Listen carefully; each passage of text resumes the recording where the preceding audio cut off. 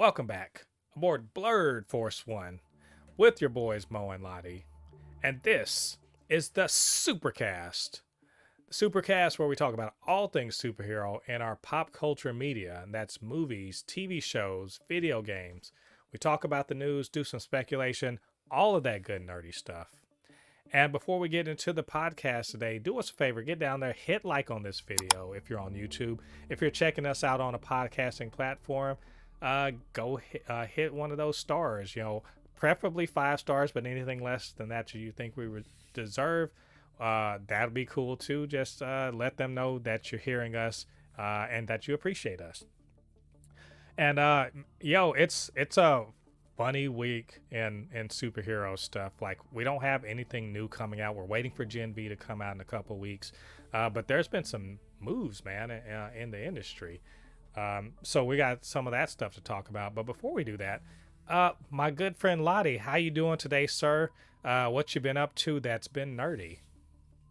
Oh yeah. So I recently, I've been watching some people online play one of my favorite games, Returnal, and like I talked to my friend about it and they were telling me how I should play Returnal, like stream Returnal's endless endless tower a lot more. So I'm deciding to do a little bit of a personal challenge and I'm going to try to basically when I'm doing basically return I'm going to try to get into the top 500 of the Returnal ladder, which is very difficult, by the way. My best so far is 4,000, the top 4,000. So it's going to take a lot of grinding, but that is a personal goal of mine that I want to do. Nice. You're returning to Returnal. Good on you, sir. um, well, I have been, besides working on the channel, I've been watching the Foundation series. Just finished uh, that season that just ended on Friday, and that review is going to be up probably tonight, I guess. Um, that was really dope, actually. I've been also watching Silo on Apple TV Plus. Lottie, honestly, I think you'd like that. It's about people that are uh, generations of people living in an underground bunker because of some natural disaster on the Earth, and trying to figure out is there a conspiracy keeping them down there or what. But it's a pretty cool show. And also been playing Street Fighter. I have a personal goal. Like you, I have a personal video game goal, and that is to get my main character out of silver ranking into gold ranking. And if I grind a couple sessions, I might be able to do that. So I suck at the game, but somehow I'm still managing to win. So, and also I saw Kombat came out, Mortal Kombat 1. So I'm interested, but I don't know if I want to throw down 70 for that. Hmm. So it's a good nerdy. This is a good time to be a nerd playing video games and watching TV and everything like that. But either way, we're here to talk about superhero stuff. This is the Supercast episode 118, and we've got some good stuff, Lottie, this week. So, for instance, we're going to be talking about, surprise, surprise, more union stuff, but it's all good news. Hmm. No, the strikes aren't over, but there is a change for the VFX community, and something we've talked about before, and we're going to talk about the unionization going on, the effort over at Marvel. There's a quick bit about a rumor about Karl Urban and Deadpool 3. Another rumor talking about Brightburn, a sequel to Brightburn, and what that could look like. Alan Moore, he's just, Alan Moore continues to be a real one, if y'all didn't know. He's, the creator of Watchmen, and he wants his money, his royalties, to go to a very good cause, in my opinion. And we're going to talk about that and what it means. We'll review the teaser for the Kite Man Hell Yeah animated spinoff of Harley Quinn. And also, we got a trailer for Aquaman 2, and Aquaman and the Lost Kingdom. So we're going to review that. Something's going on with the comic book Fables and what it could mean for the future of from DC Comics, but also for other creators who want to get in on the Fables game. And then finally, we're going to talk about the Daredevil Born Again and what the showrunner of the original Daredevil from Netflix has to say about it. So that's a lot of stuff, man. You ready to get into it? Yeah, I'm ready. All right, let's go. So, Lottie, I'll preface this as I have been every time we talk about strikes and everything. Y'all know I'm a union, pro union all the time, every time. I'm with it.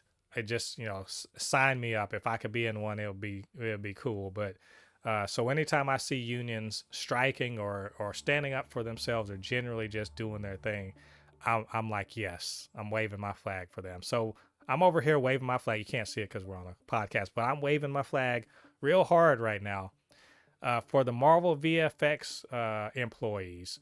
I think there are like 50 of them working for Marvel, directly for Marvel, because they have voted to unionize with the IATSE trade union. So now they are the first VFX house, I guess you could say, in the industry, to my knowledge, who are actually a member of a union. And I can't do anything but applaud them because it's a long time coming for the VFX industry. As to my understanding, because Lottie, remember we're always talking about VFX. Remember we were talking last year about how everyone's like Marvel is just like ruining VFX and they're asking too much and they're running us into the ground and all that stuff, right? You remember that? Yeah. And so I feel like this is a good step forward to getting some of that under control. Now, mind you, there are so many VFX houses that have so many employees and they do actually most of the work. But this is a start because if one VFX house can be unionized, that can start. It's the first domino, I guess you could say. So anyway, Lottie, you're not a VFX artist, but you know game development and the like, and it's not too dissimilar. How do you feel about this? This vote to unionize, and how do you think it'll affect VFX for the industry going forward?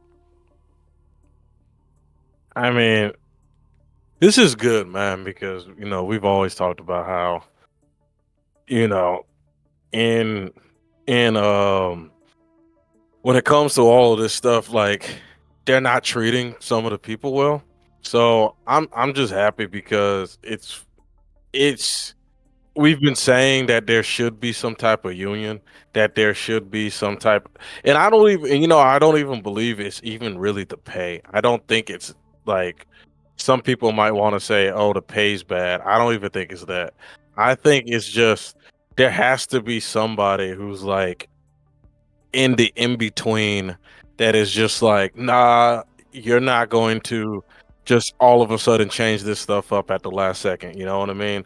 That's what I think where like Marvel, Disney, and some of these other like like HBO and all them, they or they mess up at because sometimes they think they can just go like, oh, at this last second I can say I want this when no man, like you can't do that. You know what I mean? Yeah, or at least not for free. Like, Yeah. can't be doing that shit for free. Um, yeah, that I think because VFX artists are, and this isn't just digital VFX, by the way. This is VFX in general. I mean, practical VFX is including in this. But the point is that if they're not unionized, they will be taken advantage of. Like, trust me when I say, uh, when you work on one of these sets, it's not I clock in at 9 o'clock, I leave at 5. That's not the way that works. They're trying to get the job done. Hmm. And so there's when people talk about pay, they're like, oh, you make X number of dollars. I don't know what the going rate is. Let's just say they make 75, 80,000 a year. How many hours are they working? Ask that question, because if Yeah. it's a 40-hour week, that's dope. If it's a 65, 70, 75-hour week, not cool. Their per hour wage drops dramatically. So yeah, this is also just about not exploiting people. I think the unionization effort is coming because at least here in America, people are finally wising. It takes them a while. It takes people. It's like, well, frogs in a pot of boiling water. It takes them a while. They figure out, oh, it's kind of hot in here, you know.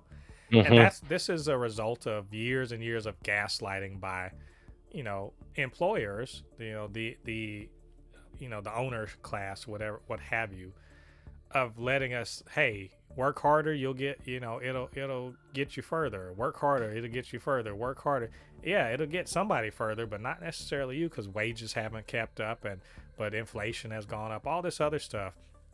And finally, people are realizing, like, hey, if we keep listening to the people who have an interest in exploiting us and paying us as little as possible, if we keep listening to them and what they say we should be doing about our work, we're not going to get anything. And now they're finally realizing maybe we should look out for ourselves and unionize and make sure that if they're going to be dealing with us, they're going to be dealing with all of us. And I love it. I wish I worked in an industry and lived in a state where that could happen, but unfortunately, I don't do either of those things. So it's usually, every man for himself. And it's good to see solidarity. It's good to see a positive, a positive change in the industry that hopefully, I hope, will spread out to the VFX companies themselves and will promote some actual good change and responsible, practices, so that the sort of things that Marvel does about wanting shots and wanting them redone and wanting them redone and on and on and on, that stuff stops happening. And instead, they come in with a plan and execute the plan and don't make a lot of unnecessary, extra work. So Yeah. we'll see, but good for Marvel VFX, and I hope that we see more positive steps forward like this in the future. Um, a real quick one right here, Lottie. So everyone loves Karl Urban. I mean, if you don't, I don't know, what are you doing? What have you been watching? He was, of course, or he is Billy Butcher in The Boys, but he's been around a long time. Like the first time I remember seeing Karl Urban and kind of noting him, I believe he was in The Scorpion King. Do you remember watching The Rock and The Scorpion King? He was in Hmm. that. Also he was in the Star Trek, movies. So just a good actor. We love him. But I'm sure you heard when people were fan casting, like who should be in the Marvel, who should be X-Men. Have you heard or had you seen people say he should be Wolverine? Have I heard anybody say that? Yeah, Honestly, I've never heard it. yeah. Well, I mean, if you hadn't, not a surprise. But now that you think about it, what do you think? You know what? I think he'll be a great Wolverine. He's got the look. He got the. He, I'm just imagining his walk with the claws, like the butcher walk, yeah. but now he pulls out the claws. I mean, he certainly has the look. The downside is though that he's not young. He's not a young No. guy. I mean, he was in, to put it in perspective. He was in the Lord of the Rings movies, so the original Lord of the Rings. So he's not a young guy, um, and I don't think that makes sense to make him the MCU Wolverine. But there's a rumor that he could be showing up as an alternate Wolverine in Deadpool 3. Um, to which I say, hell yeah. I'm like Kite Man, hell yeah. Why not? Hell yeah. Why not? Because apparently everyone and their mom is going to be in the. I wouldn't be surprised if Ryan Reynolds' mom he leaves the Mint Mobile commercials and then shows up as, like, I don't know, Psylocke or something. I don't. Why not at this point? We're getting everybody. If they're gonna they're throwing Hollywood at this movie, and I couldn't be happier. So, I mean, sure, let's make it happen. It's just, I mean, it's a rumor. Lottie, that being said, what do you think the percent chance is that this is actually going to happen? I'll give it a 40% chance. Yeah, that's fair. 40%. I mean, that's fair. Uh, It's not a high percentage, as in like I'm after Multiverse of Madness. Like no Way Home. Like people ask me, they're like before the movie came out, they're like, what is your percent chance that Tobey Maguire and Andrew Garfield are in the movie? 200%. 200,000%. And they're like, are you? I said, they're in the damn movie, man. You can't tell me they're not. But everybody else, like, all the other stuff that I see rumors about, I'm like, it's a toss up. Like half of the stuff that we heard from Multiverse of Madness happened, but like the other half didn't. So I'm thinking, like, I'm giving this like about a 40%, 40, almost 50%, like Yeah. 45. I'll go with that. I think, like I said, that they're kind of just throwing whatever at this. We've hearing so many rumors about these things. I figure half of them are not correct. So, yeah, I'll say a 50. I'll say a 50. It's a coin toss if this is going to happen. But I'm all for it. Even if it's just for like a scene, that'd be dope. So, either way, if there's more information, we'll let you guys know all about it.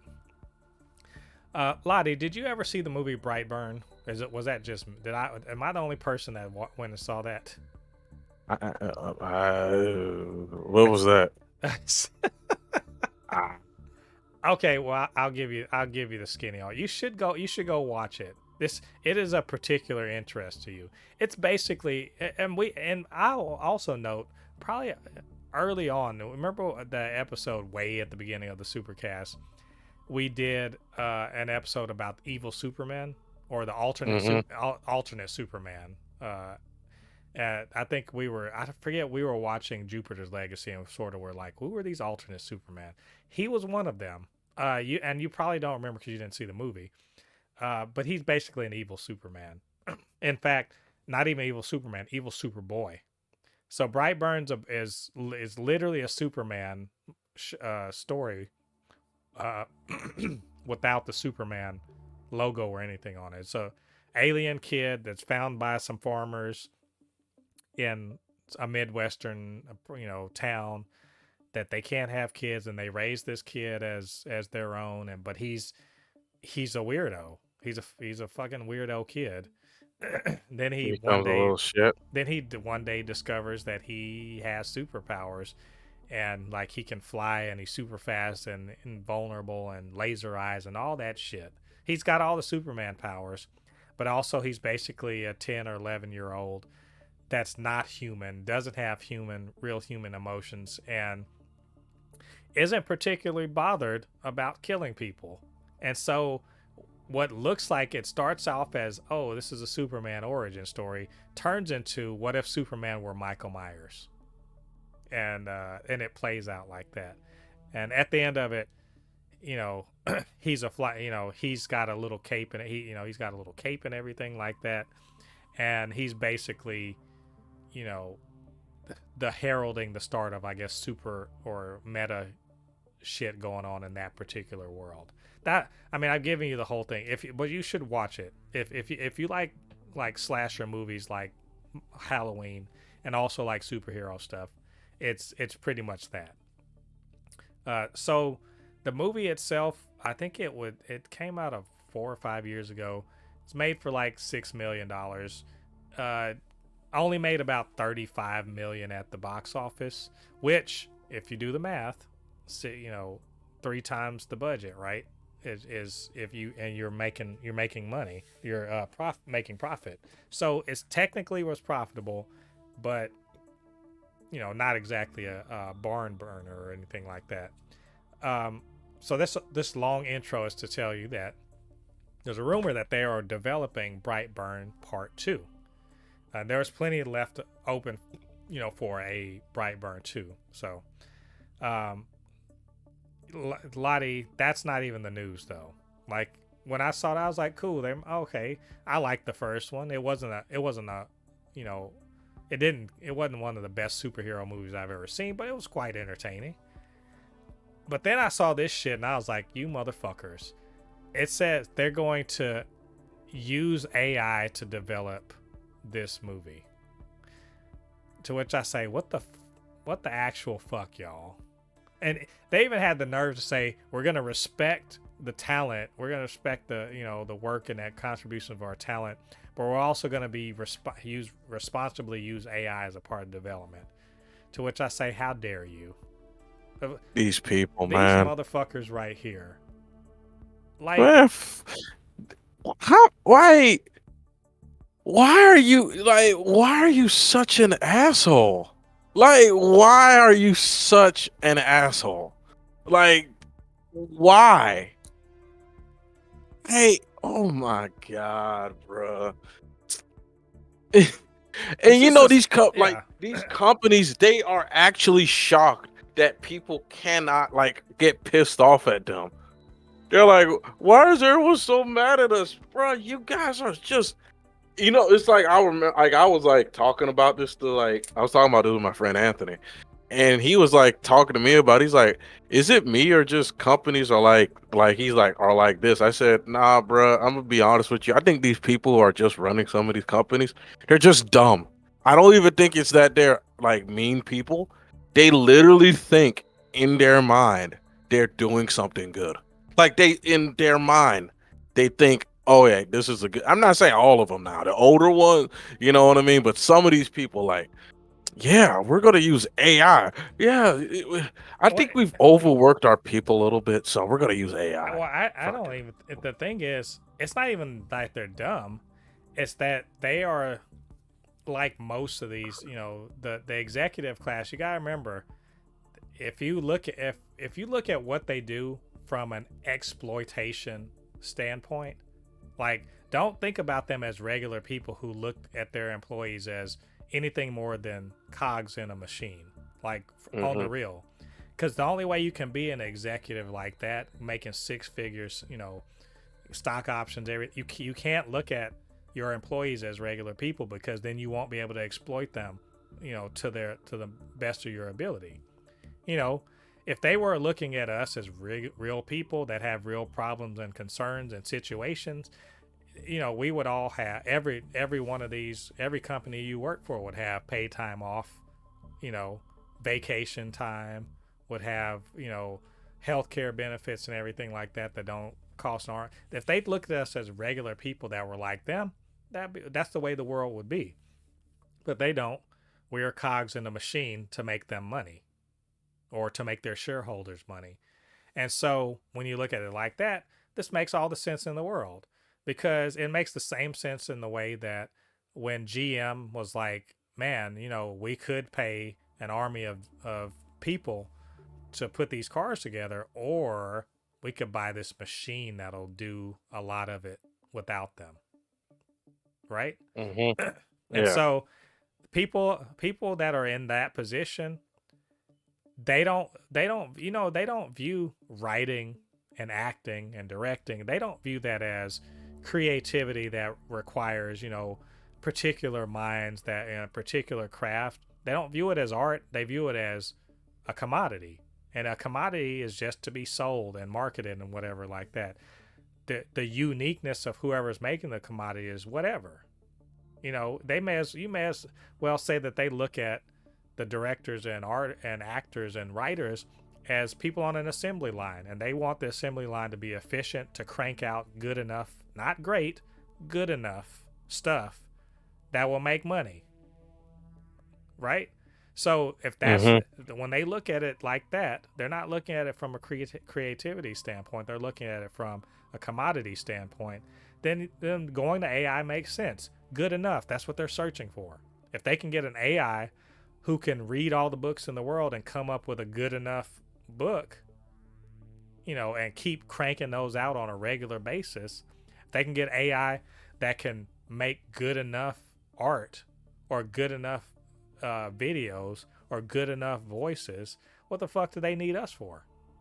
Right? Yeah. Problem is, right now that's not good enough. So they still need people to be in there to make the whatever thing that the AI does turn into actually viewable shit. So all these, you got all these people out there being like, good, get the AI because it'll be better than the trash they put out. And I'm like, well, you motherfuckers don't know what you're in for, because I've tried to let Chat GPT make some shit and it did okay, but it's some generic ass stuff. And if you got a problem with what's coming out now, you ain't ready for how fucking generic as hell, you know, basically Mad Lib's version of movies and TV shows that you're gonna get from a fucking AI. You're not ready for that. Or maybe you are. Maybe you are just the sort of person that you just like seeing Superman on something and you don't give a fuck how shitty the fucking story is. And if that's the case, this is what you're gonna get. So it makes sense to me, but fuck that noise. Like, I want to see Brightburn too, but I don't think I'm gonna fuck with this. Just on principle. On GP, I can't do it. If we're gonna be using AI to make movies, I'm like, no. I That's the hope whole that point of the movie strikes. absolutely bombs. I hope that movie bombs. Like no one watches it. Like I hope no, just because I understand there's other people that are working that might work on that movie, but like no. I hope that movie does not do good because let me tell you something about rich people. They don't think like us and think that sometimes something is a coincidence and be a one shot thing. They think, oh my God, we found a new gray goose. I mean, we found a new golden goose. Everything AI from now on. Just Yeah. please, I don't watch. Just everybody who's listening to the Supercat, please do not watch that movie. Or Do at the not, vet. even when Yeah. it's streaming, do not watch it. Go torrent that bitch. I mean, Yes, like, I'm so serious. Like, I don't think I'm gonna fuck with this. I can't see why I should. It's encouraging bad behavior, and I'm not with that. So exactly. yeah. Anyway, when we get more, in fact, I'm gonna say when we get more information, I'm gonna keep a close eye on this, and we're gonna talk about it and probably, tear them a new one. So anyway, moving on.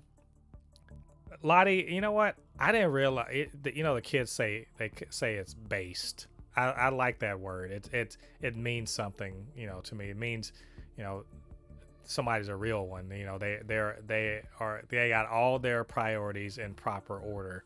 And so I read this little thing about Alan Moore, and the headline is meant to be, kind of like clickbaity, and I'm okay with it because it says Alan Moore gives his royalties to Black Lives Matter, and I was like, do tell.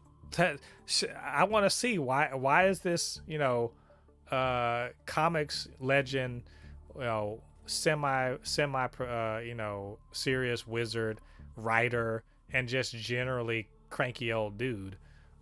What's he who knew he supported Black Lives Matter. um so I read into it some more. So basically, Alan Moore, he's made legendary comics, and people have tried to varying degrees of success to adapt them to film. And of course, DC and Warner Brothers Discovery is all about that because, they're just all the properties he made. They have the freedom to exploit forever and ever, and they want to because people think so much of them. But generally speaking, Alan Moore is like, man, fuck this stuff. You guys, you can't make my comics into something that's actually watchable. They're garbage. Don't put my name on it. Don't say nothing to me about it. Just write me my checks. And he usually, in the past, he would divide his checks up amongst the writers and artists and whatever, the people who also worked with him on it. But he said recently that he's decided to just have them donate all of that to Black Lives Matter. And there was a good little interview where he's talking about being a writer and all that other stuff and where the comics industry is, which I don't think he's wrong about. Um, comics being for kids originally, and now they're basically for grown-ups. But I saw that a lot. I just wanted to get your take on that. Like the man said, take all my money, give it to Black Lives Matter, and didn't explain it beyond that. Just said, just do it. What do you think? That's cool of that guy to go like, hey, you know, I'm rich. Let's use this Well, money for something. I wouldn't even say rich. Now, rich is a He's well off. he's good. He does fine. He does fine. All considering the fact that he gets his money from comic books and like royalties from you know films or whatever of his stuff. He's doing all right. So, but yes, continue. It's cool to see somebody go like, yeah, I'm doing well for myself. I don't need to, you know what I mean? I don't need this. You know what I mean? And that's cool. I'm cool. That's cool to hear, man. Like, very few people will actually do that. Yeah, You know? and he does like I said, it's a principled stand. He doesn't like when he was writing these comics and everything. We know there's a history of I don't even want to call it shenanigans, straight up robbery, thievery, and general just like bad faith acting on the part of the comics publishers to, if not steal, but ideas or works or whatever, or de facto steal from the creators. And so he got in on some of those deals, but he still Watchmen has never been out of print on purpose. Like I didn't know this, but Watchmen, since it was published back in the 80s, has never been out of print. And it's never been out of print because if it ever does go out of print, like I do believe all of most of, if not all of, the publishing rights go back to Alan Moore, or at least the deal changes more favorably in his direction. So they never take it out of print, and it's kind of like that for a lot of his stuff. But I mean, like I said, he does well enough. But you have to ask, like, why Black Lives Matter, and I would submit that he says himself, he's like, I'm very liberal or whatever, and so I imagine that that's part of it. But also, he's like I said, he's a magician. When I say he wizard or whatever, he does practice like a supposedly, pagan, whatever. So as a member of kind of a small minority, he probably understands what it's like to not be in the mainstream and needing some kind of like protection or whatever, some kind of people advocating for you. Yeah. And also a lot of the British writers of the coming out of the 60s and 70s were sort of a lot more open-minded and free thinking and whatever. So I mean, I think it's just a reflection of who he is as a person. But I mean, Alan Moore being, I knew he was cool, but like as the kids say, based. Absolutely, supporting something I support for obvious reasons, but also something I think everyone should support. And we do politics on this show sometimes if it's relevant. It's relevant here. That's a thing that's happening right now, and it's still relevant. And it's relevant in England, believe it or not. People think everything's all good in England for people of color. It's not. England and some parts of it is basically Alabama. So, take that as you will. So I thought that was really cool. Alan Moore he's one of my all-time favorite comic book creators. He's created some of my actually Watchmen may be, if not my favorite, it's in my top 2 or 3 comics. So good to know. That creator is still on the right side of history. Moving on, Lottie. It's time for some fun. Just some real quick thoughts on the Kite Man Hell Yeah teaser trailer that we got, especially coming off the fact that we just finished season 4 of Harley Quinn. No Kite Man in this season for obvious reasons, but he gets his own spin-off. And before we get into reviewing it, by the way, Lottie, let me tell you about how I had to like go off on the thread, because I cannot tell you how many people had some bullshit, had some shade to throw on my boy Kite Man. And I'm telling you, I was ready. I was, taking my earrings off, popping my taking my weave off, because I was ready to go. I don't actually have earrings or a weave, y'all. Just I want y'all to set the scene because I was ready to fight. But these people were talking shit about Kite Man. They're like, this looks mid, or this is trash. They're like, oh, DC, no wonder DC is falling off. James Gunn is ruining the DC universe. And I was just like, you stupid motherfuckers. First of all, you gonna put some respect on Kite Man's name. Second of all, you're gonna put some respect on Harley Quinn's name, because Harley Quinn, the show, I can tell you motherfuckers don't watch this. Because if you did, you wouldn't be talking shit about that. Because this Kite Man looks exactly like it came from the creators of Harley Quinn in the best possible way. So I know y'all don't watch this shit. And third, James Gunn had nothing to do with the creation of the Harley Quinn series or Kite Man. You stupid motherfuckers that don't know what the fuck you're talking about. That's the problem with the internet. Is everyone gets to have an opinion, and not everyone needs to have a fucking opinion on the internet. As I say, as a person having an opinion on the internet. But seriously, you haven't watched? The fuck you got to say about it? Okay, it looks dumb. Good for you. You have an opinion about something you've never seen. Cool. But you're not gonna sit here and shit on Kite Man's name around me and get away with it without me calling out that bullshit. So, sorry, Lottie. I'm having flashbacks to typing furiously on Twitter. Um, People be on some shit though. Yeah, I mean, I don't know if you saw anyone talking about this, but like, it's crazy. Tell you, man. When it comes to what's that, Twitter or X, like I only look at it for like very specific news. Besides that, man, I do not You watch can you that can keep shit. calling it Twitter, by the way. That's the only Twitter's the only thing I'm gonna dead name. I will absolutely keep calling it. I'm not calling it X. Fuck that noise. It's Twitter, damn it. Cause man, that like stuff like that is like the stuff that just makes me go like, why are y'all like that? You know what I mean? Because it's one of those things that it's just like I don't understand why they just say some of the most toxic stuff.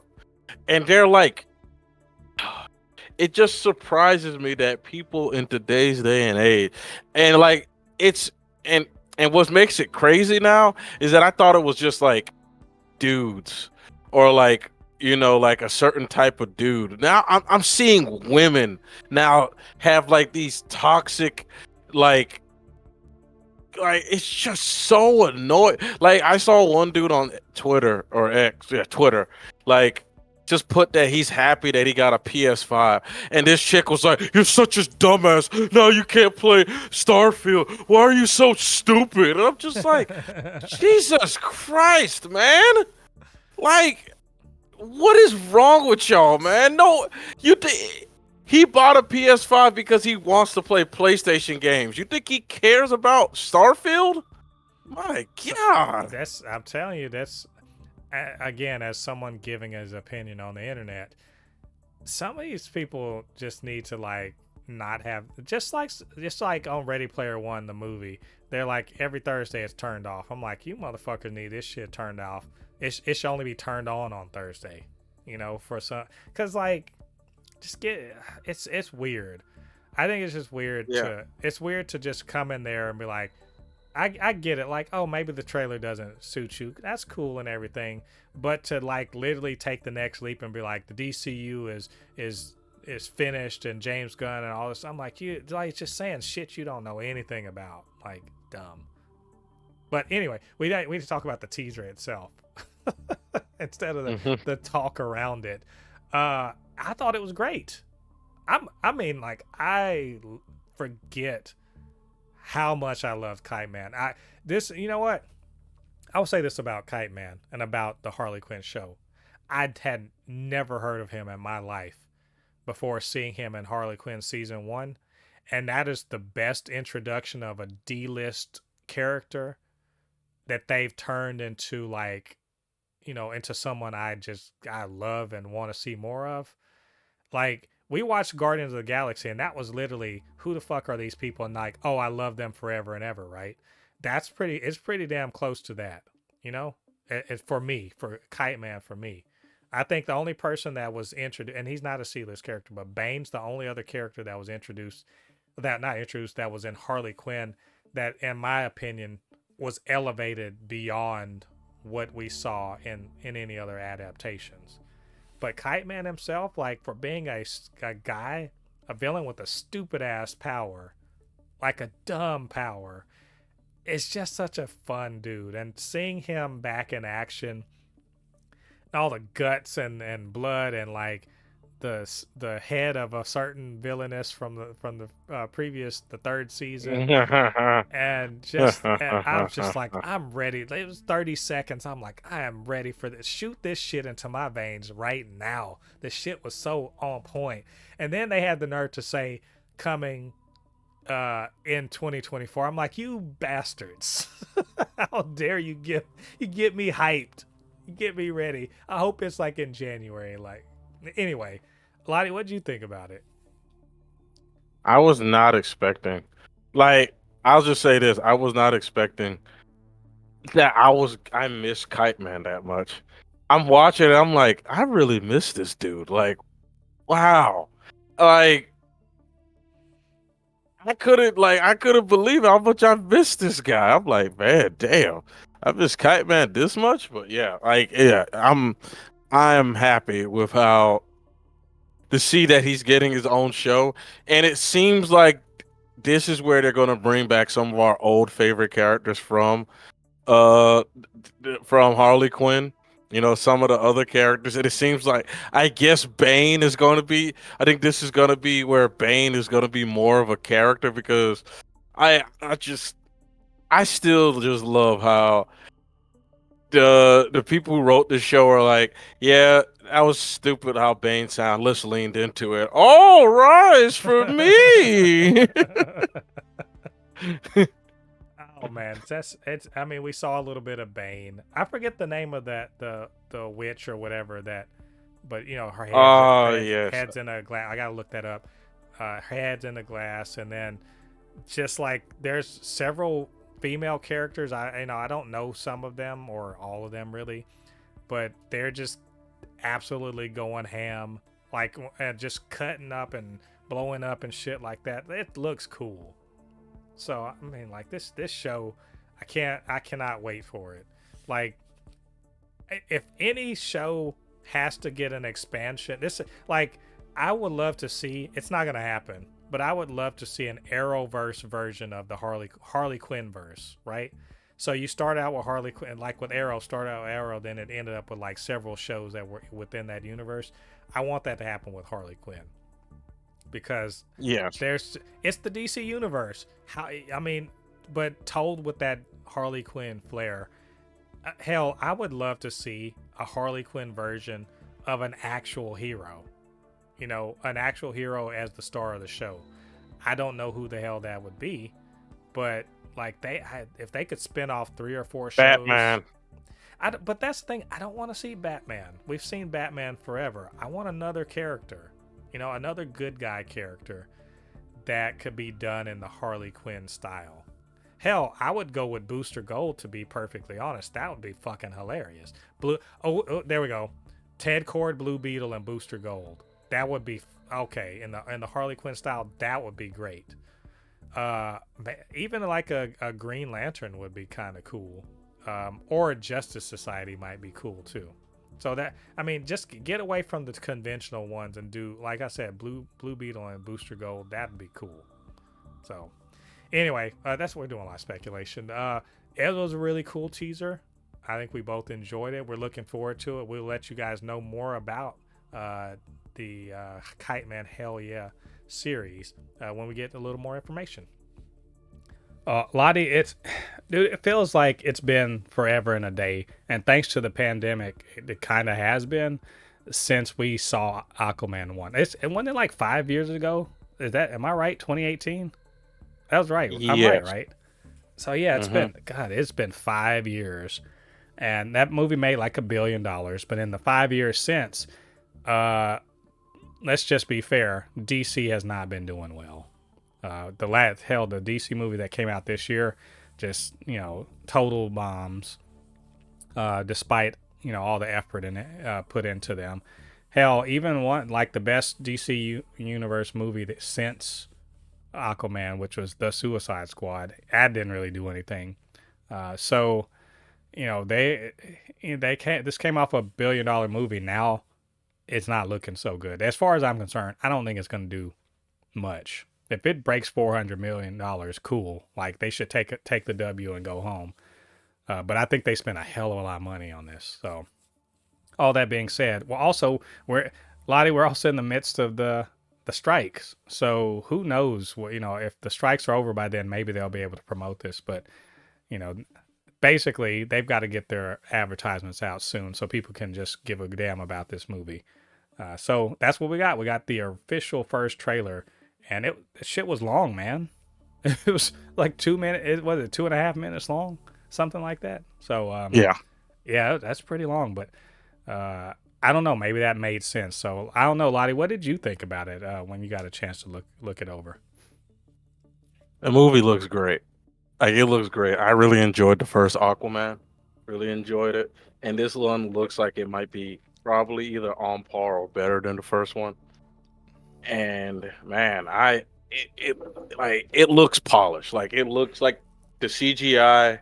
There's not a single part in the trailer where I was like, the CGI. Nah, it looked pretty good. It looked pretty good. And I think it's because one of the reasons because they went with a more stylized way of doing the movie in the first one. So even though some parts might look wonky, it looks like it's in place because of the art style that they were going when they're underwater. But it's just like you, I think this movie is just going to bomb, unfortunately. I this movie I, I haven't watched it, but the feeling that I'm getting from this movie deserves to make over $1 billion, but it will not. And like you said, I will be surprised if this movie makes 500 million. I'll be surprised. Yeah, I said 400 million because I was like, that seems like if it can't do Black Adam, that's what the hell is happening in the world. Um, I don't know. I thought this trailer was all right. I think it was fine. Um, there's plenty of like the Momoa in it and his rendition of Aquaman, but I watched it and I was like, so you're king of Atlantis, but you're flying around like you're Clark Kent in Metropolis, stopping trains that are derailed. Like what is happening? You're literally underwater Superman. Okay, I guess so. Um, there's that. The CG look. I'm not gonna lie. It looks video gamey, but it's fine. If I didn't hit on that in the Flash, I'm not gonna hit on it too much on this one. Um, I think also they're doing that thing that I'm sort of tired of in superhero things, which is we're fighting the bad guy who has the same powers as the good guy, which isn't Yeah. completely true because Black Manta has his own set of powers. But I mean, really, he has a black trident. I'm like, I mean, you may as well have given him the black green, the Black Lantern ring. As far as I'm concerned, it seems like it's the same sort of deal.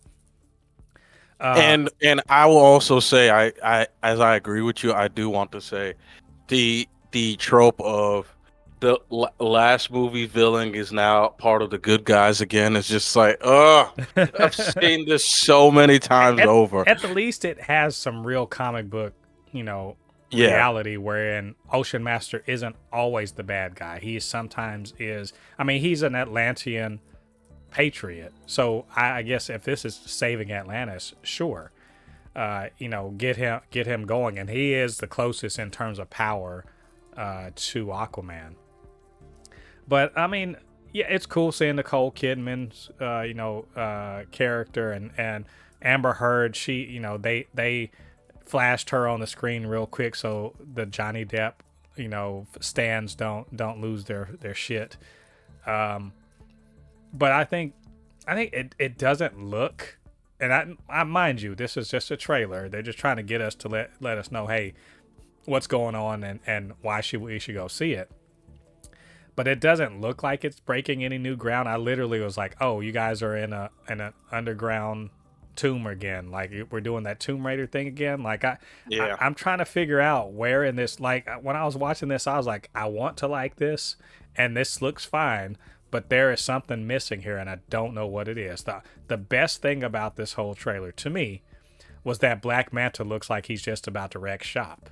Like that to me, seeing Yahya Abdul-Mateen is a great actor, and to see him really like he and the other one, he was second to Ocean Master, and this one he is the big bad, and he looks like he's doing a Killmonger on these bitches. So I really want to see that.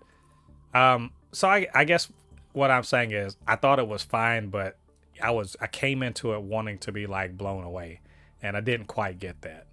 So I remain open-minded to this movie, but I am resetting my expectations, which were already sort of being reset anyway, because just because of DC's track record in the last 5 years, and I'm resetting my expectations to below the $1 billion mark. Like, and in terms of like if I like it, I expect it to be, I expect it to be more like Flash than like the Suicide Squad for me.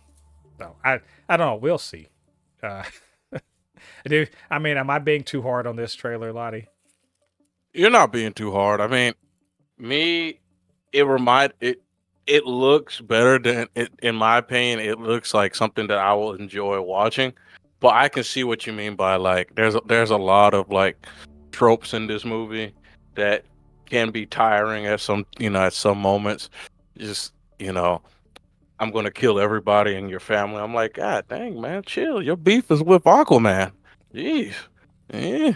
Like, okay, I'm like, yeah, I like the big bad villain, but if you just hate the main character, you don't gotta blow everything up. Like I don't like my villains just to be just that I don't like villains just to be mad because the main character might have something happened that the main character did to the like not don't blow up everything just because you hate the main character. Give me a good reason why everything needs to blow the fuck up.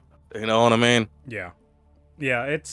Uh, he's just I don't know. We're gonna see. I need better motivation there. So I mean, like I said, this looks fine, and I hate to say it, it looks fine because I've seen a lot of people just like, oh, this looks like top tier, and I'm like, does it though? I won't say top tier. I don't know about that. It looks like it'll be entertaining, but that's about it. So I don't know. We will see. We got a few months until this comes out December 20th, and we'll probably get one more trailer before then. So we'll let you guys know what we think about that one when it comes out. Let's talk about creator stuff again. We were just talking about Alan Moore. Let's talk about another comics creator that did something that could have some effect on, maybe not movies and TV shows, but definitely comics and possibly maybe animated stuff. We who knows? But Bill Willingham is the creator of many comics, but Fables is his basically his big deal. Now, Lottie, I don't think you ever read Fables, but maybe did you ever play the Telltale game Wolf Among Us or something like that? You know what I'm talking about? No. Okay, well, you know the Telltale games though, right? There where Yeah. they do kind of basically, what would you call them? Text-based games, but they have, they're basically making a bunch of choices and it tells a story. Yeah. The Wolf Among Us was one of them.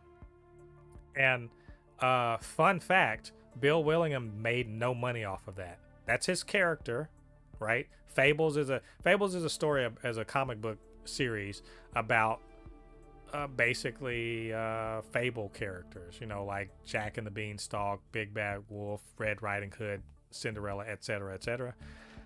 All of them living together in like the New York City, and they're all from a magical place called Fableland, and they have Aladdin and all these different characters. And it's a long running story, basically very popular. It's a good comic book series. It has some problematic shit in it, due to the fact that Bill Willingham is, you know, he's what I would call not a unicorn, but he's very much a dark a dark elf among in D&D terms, in that there's not too many of them in comics. That is that he's a right wing, you know, comics creator.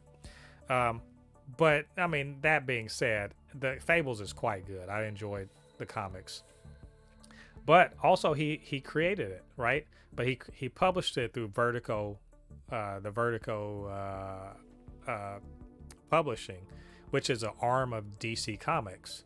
And remember what I said about DC fucking people over before? Mm-hmm. You know, trying to figure out ways to fuck people over. Well, the particulars of his contract were as good as he could get, but basically he can't make Fables without DC ever. Wow. Yeah, he's not allowed to, and they can make Fables without him, but he can't make it without them contractually. And like I said, he made no money.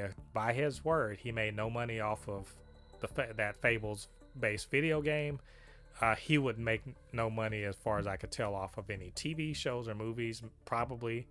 And that up until probably a few years ago, stuff, you know, between them, they would never, you know, whenever DC was, you know, not living up to their part of the contract, more or less they would work it out.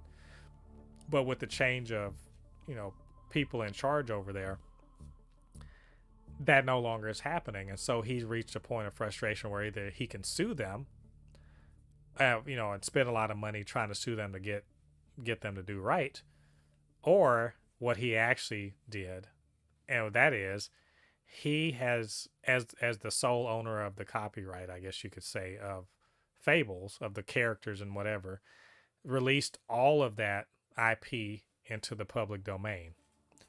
That's what he said he's done. So Lottie, DC, as you can imagine, was like, no, you didn't. No, you can't. And I wish a motherfucker would make some shit out of these Fables characters, because we have lawyers. So Lottie, I mean, look, we're not copyright lawyers or anything like that, but nominally, theoretically, maybe this property is now public domain, and you and I, we could stop this podcast right now, go write a story starring all the characters in Fables, and publish it, and would not be, you know, would not be in violation of copyright law.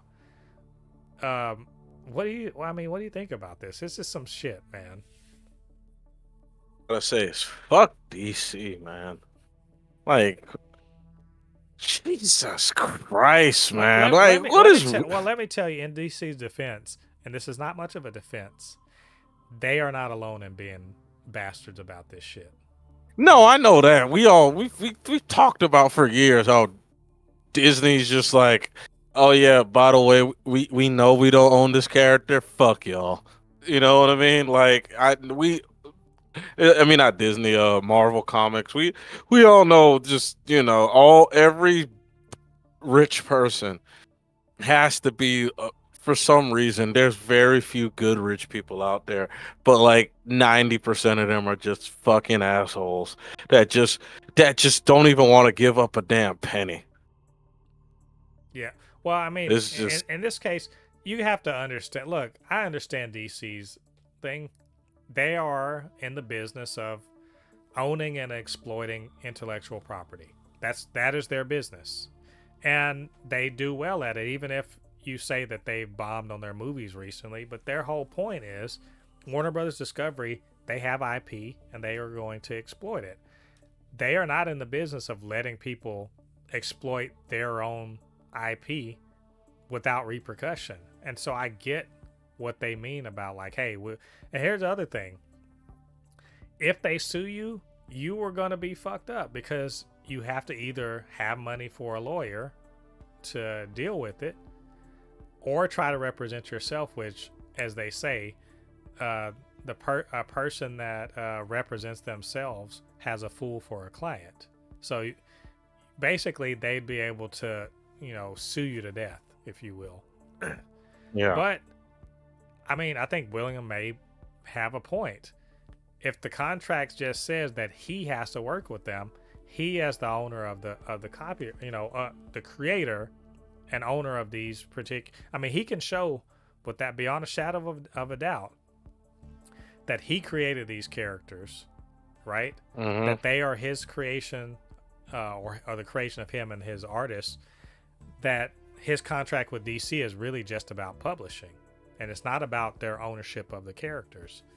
Now, I don't know the contracts, I haven't seen them or whatever, but presumably he can show that. And so it really is, as the creator of the series, it is up to him whether or not it can be public domain.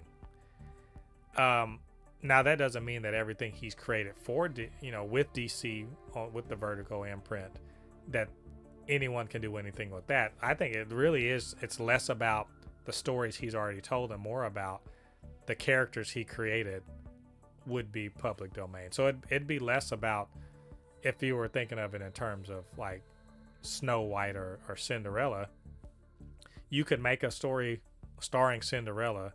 You just can't tell the story of Cinderella, if that makes sense. You can use her character. You can't tell the character's origin because that someone owns that story. Look, I don't know. I have to be honest. I don't know that this means anything, because it's great that he says it's public domain, but who's going to pull the trigger? The best that could be said is maybe someone does fan fiction, but even still, would you, if you do fan fiction, would you be willing to be sued over it? I just wonder. But is Disney gonna be like, ooh, let's go make a Fables movie? No, because they know as soon as they say something, Warner Brothers is gonna be like, yeah, see us in court. And they may have all the money in the world for lawyers, but like, it's not clear, at least from my perspective, that you can do that without facing significant trouble. So, yeah, I don't know. But Lottie, good. I love it's a good dick move to do, though. I like how you called it the dick move, because I, it really is a dick move. I mean, it's at the very least, it puts some question into it, and it also puts DC on blast for being full of shit. So I'm all for that. It's ridiculous. Like, when I tell you they're full of shit, I mean, like, you know how you go to work and whatever, you get your paycheck arrives on a certain day all the time, right? How would you like it if you went to work, you worked your 40 hours a week, you worked your whole month, and then you're looking like, where my paycheck at? And they're like, oh, there was an oversight, we'll get to it next week. Oh, there was no, and you're waiting 2 months to get paid, right, for your a month's paycheck. You're waiting 2 months after it should have been given to you before they want to give you your money. That's the sort of shit that DC and Marvel and other people do because they can. Would you believe me if I told you that actually happened to me? I would believe you. Like when I first got my job, they messed up my thing because they still had me underneath the what is that thing called? They didn't switch over the website where I put in my hours. So I was putting in my hours for my part-time job. And because I was putting in so much hours for my part-time job, which is only 28 hours, they were giving me hella overtime. And like one person got mad at me and I was like, that's not my fault that you guys didn't do your damn job. And it took them so long to fix it, man. Like I was literally like begging. I was asking my brother to help pay my rent because they didn't pay me for like a month and a half. Yeah, yeah, It was crazy. and that happens, but like, it's not an accident when it comes to comics creators. It's on purpose. Like, Yeah. you can, if you ever listen to or look up comic creators on social media, and they tell stories about how the publishers drag their feet paying them. drag, or they'll do work and then they'll just be like, you know what, I'm just not going to finish any work until you pay me. And then the publisher acts like they're being unreasonable. So Yep. I guess it's a good time to just say fuck them. And like I hope this works out the way Williams wants it to. I don't think it will, but we'll see. We'll see the first time someone tries to do something with this, and we'll let you guys know what the outcome is. Finally, and hopefully not too long on this one, Stephen DeKnight, you may or may not know, was the showrunner, which also means he was a writer, head writer, if you will, on the Daredevil show for Netflix. Everyone loves that show, even those of us who've only seen the first season. We as nerds have really liked that show. We're so happy to see see Matt Murdock show up in the MCU proper in Spider-Man No Way Home. And then we were really excited to hear that another season of Daredevil was coming, even though we heard like it's not exactly the same one. It's similar but not exactly the same. It's got a lot of the same people, but it's going to be called Daredevil Reborn.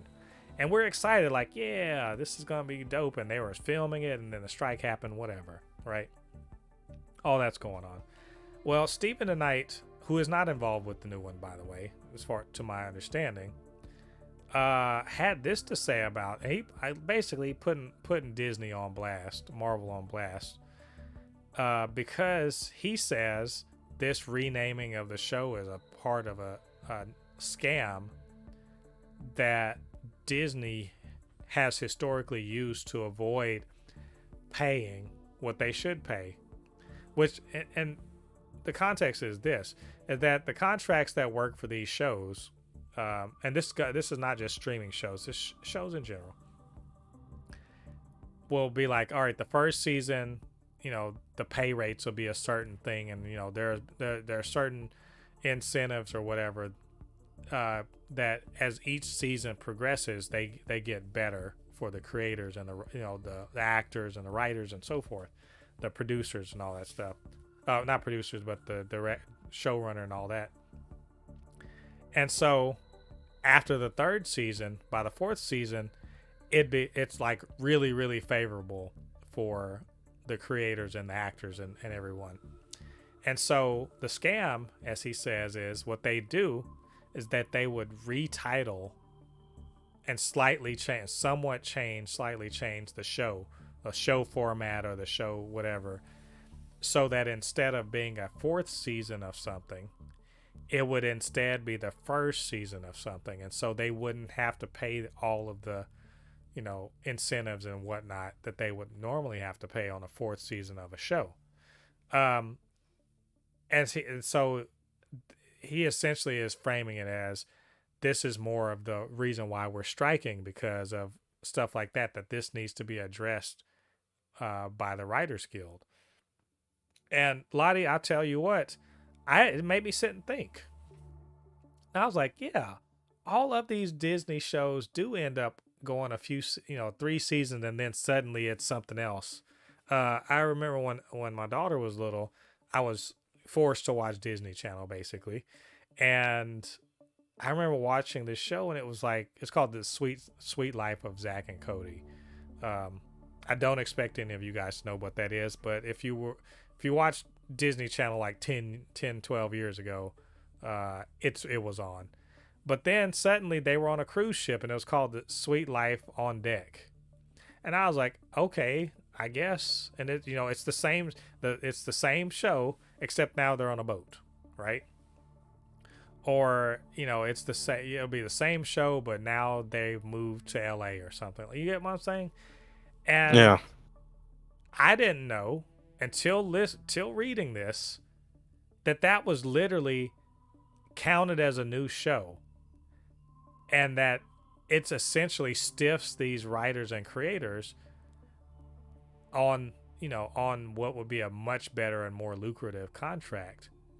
And that also explains, and I feel like I've heard this before, but that also explains the 3 and out deal with Netflix. that this is literally to dodge having to, it's essentially like, look at it this way. It's essentially like let's say you're going to the NFL, right? Mm-hmm. And the Steelers are like, Lottie, we want you. We want you for we want you on our team.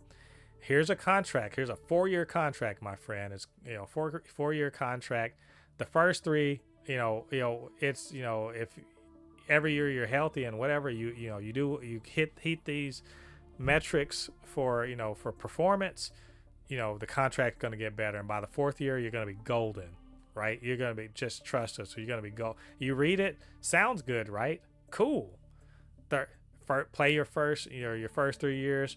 You're getting you're putting up big numbers. You're killing it, right? You're a valuable player on the team.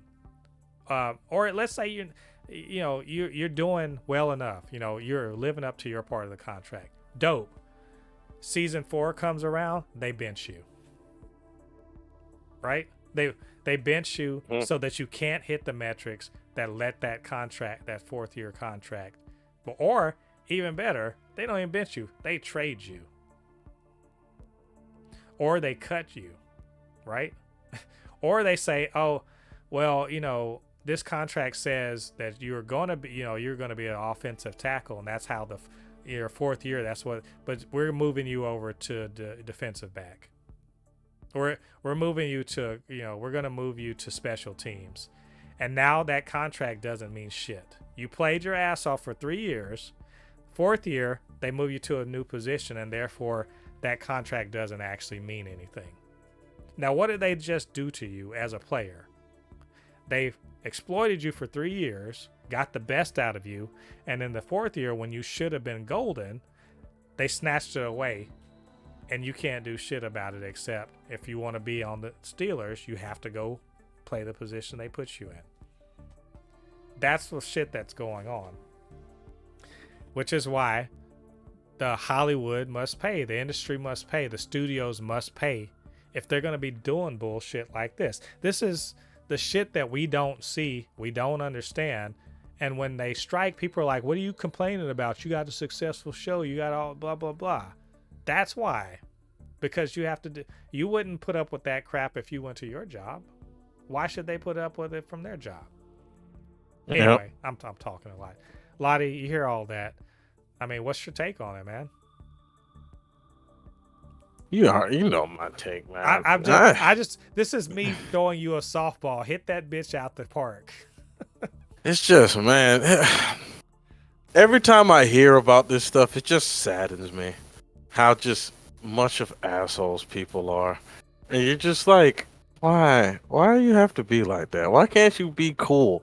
Why can't you be cool like the other cool kids? But no, let's be fucking assholes. Here's my question. What other cool kids? I don't know. Hollywood sucks. I'm not gonna, it makes things I like, and it sucks. Have you ever heard of Hollywood accounting? How you can have a movie making hundreds of millions of dollars and somehow it doesn't turn a profit. Just doesn't turn a profit so that they don't have to pay, they don't have to pay the extras, right? They don't have to, not extra. They don't have to pay their talent their incentive pay. Somehow they don't make, they make all this money, but not enough. This is unfortunate, and it's not just Hollywood. The shit is true in many industries where they say all this stuff. It sounds good, but when it comes time to actually honoring the contract, somehow it gets lost somewhere. Somehow, oh, there's a clause here, or the accounting is funny, or we just don't want to, so you're fired. Anyway, yes, people suck. That's what I'm trying to say.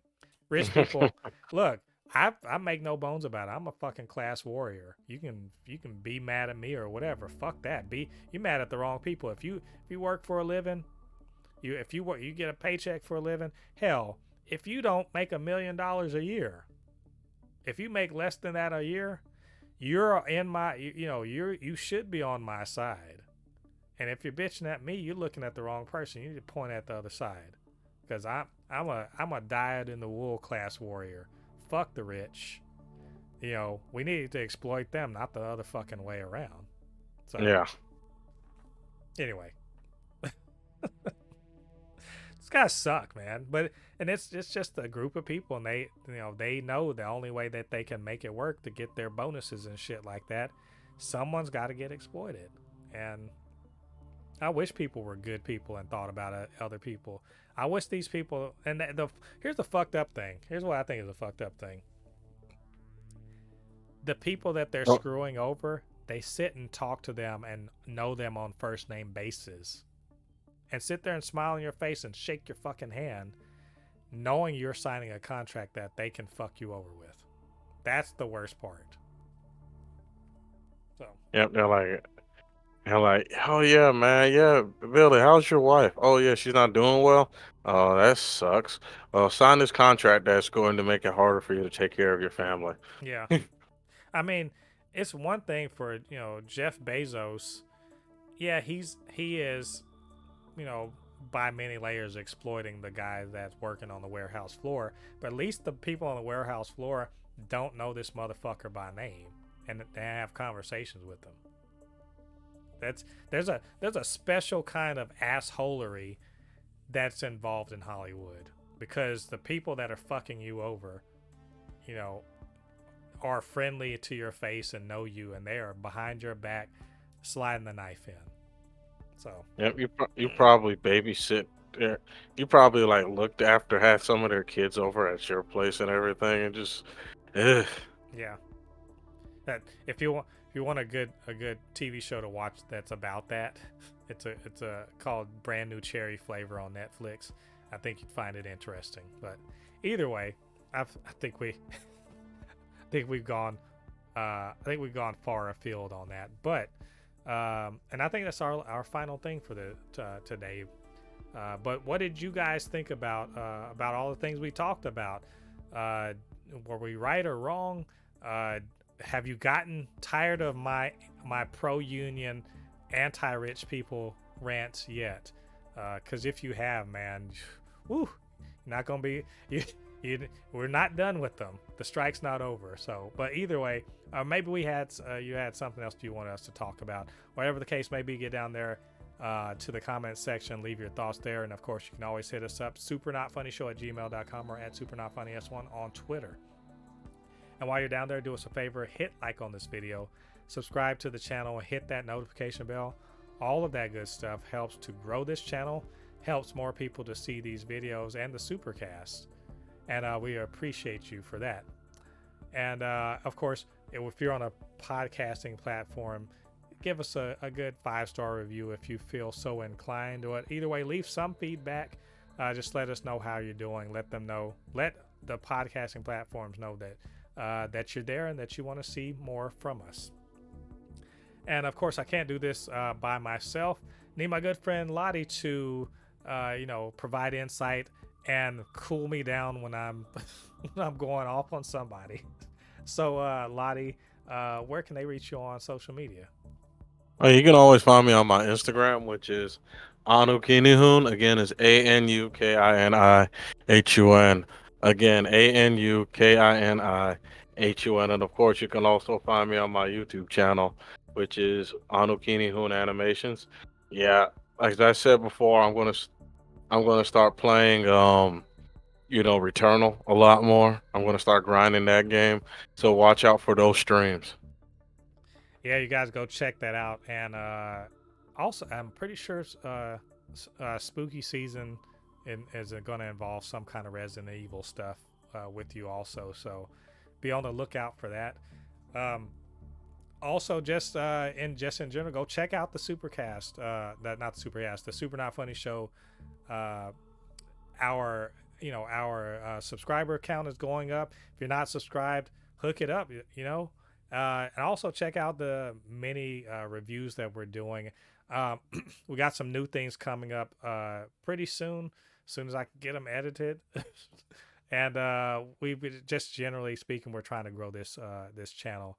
And we got more content. If you've got some ideas for content that you'd like to see us do, shoot us an email. Just let us know. Let us know what you want to see. So anyway, this has been episode 119 of the Supercast. Come back next week.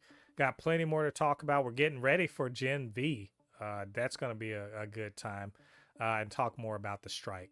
So till then, I've been Mo, your commentator extraordinaire on all things pop culture, joined by the anime expert, video game designer, and lover of all things superhero, my good friend Lottie. And we'll see you guys on the other side of the thread. Peace. Peace.